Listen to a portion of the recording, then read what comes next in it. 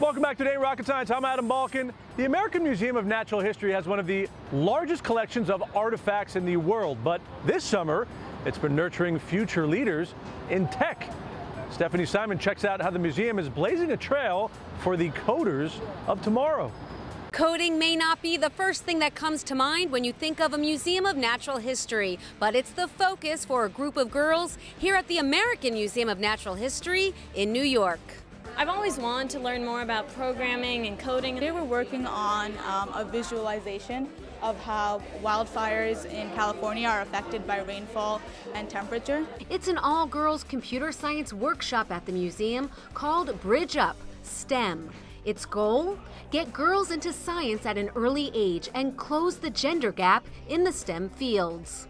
Coding is going to infiltrate everything, and having this skill set means they're going to be part of the new economy and be able to actually, earn great livings. These young women have been building websites based on scientific data about things ranging from climate change to linguistics. And I think coding is such an important part of what we have to do and the jobs in the future. So I think after coming to this program, I'll have these skills. The museum also hosted a star-powered launch of 2 new games specifically designed to get youngsters learning while they play. The games are called Dino Tales and Safari Tales, and they're designed by Quato Studios.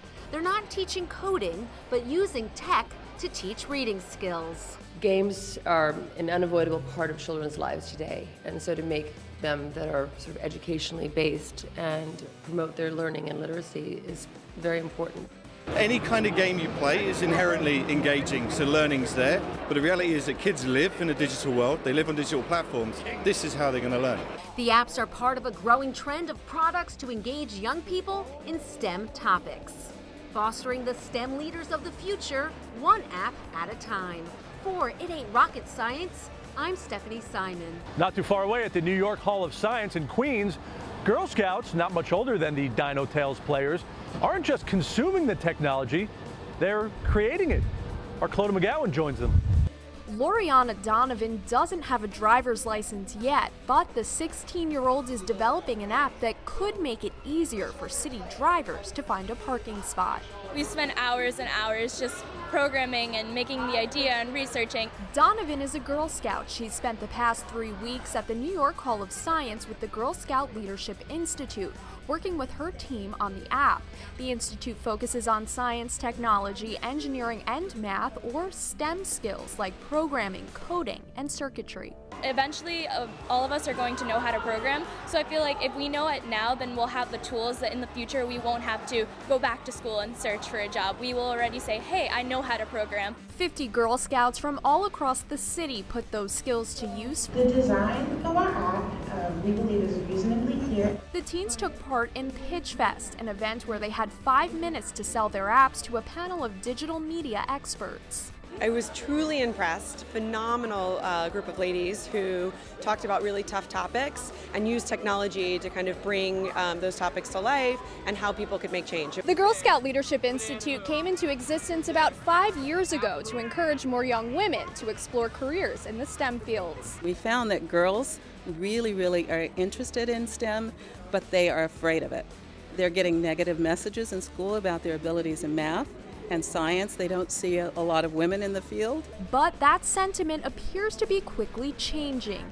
These young women say they're inspired by what they've learned this summer. I definitely am looking for a way to combine STEM and writing and my love of writing, and this is really giving me insight. And these girls are writing the code to a brighter future. For It Ain't Rocket Science, I'm Clodagh McGowan. Summer vacation doesn't necessarily mean school's out for everyone. We found a group of educators who spent some time in the classroom this summer in order to stay ahead of the curve. Lindsay Christ introduces us to a different kind of summer school.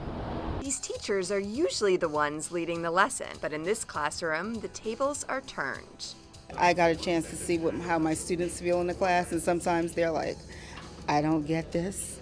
And so now I can say, well, you know what, there were things I didn't get. If you just work through it and rely on your classmates and partners, you can do it. I actually have already built a robot, which is pretty exciting, and I can actually show my students what I've built to get them really excited to build their own. It's the third year for NYU's Polytechnic School of Engineering's K-12 Summer of STEM program. But this is the first year they're partnering with the New York City Department of Education for teacher training programs. The idea of the program is to provide K-12 teachers from elementary grades all the way to high school compelling and authentic experiences in STEM that they can bring back to the classroom so that their students will have authentic representations of what STEM professionals do. I wanted to learn new ways of integrating technology into my science classroom.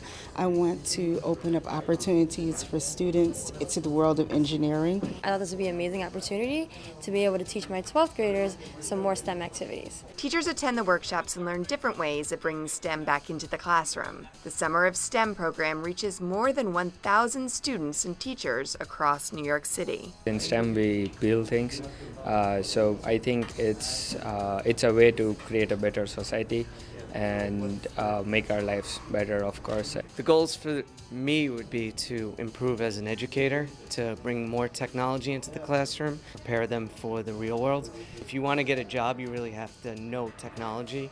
While efforts to get the next generation prepared for jobs in a STEM-based economy typically focus on the students, this approach flips the script, inspiring scientists of tomorrow, one teacher at a time. For It Ain't Rocket Science, I'm Lindsay Crest. All right, we've got to take one more quick break. Then coming up, it's a renewable road race in the heart of Texas. Students from across the nation bring their bright ideas to Texas, racing their self-built solar cars for top honors. And high school robo-enthusiasts are capturing the attention of their counterparts as they show off their robotic creations.